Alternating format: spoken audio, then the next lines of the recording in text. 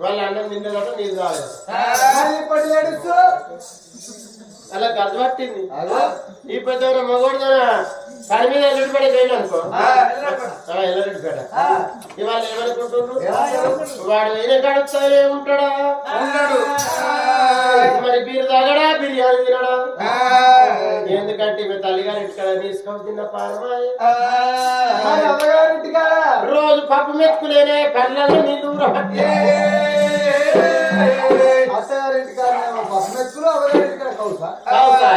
ఎందుకంటే మొగడు తగ్గుకుంటాం మనం ఎందుకుంటాం డబ్బా మీద వెక్కిల చికెన్ తెచ్చుకుంటాం ఏ ముక్క కాముక్క గోలించుకుంటుండ్రు ఫ్రై చేసుకొని ఏం లేకుండా ఉరుచుకొని తిని మనం కూడా చేరుపాటు చెప్తారు అనుకోవాలి ఏం లేకుండా వింబార్ సబ్బెట్టి బోర్డు తెల్లగా కిచెన్ లో బోర్డు చేసి సబ్బెట్ట పోతే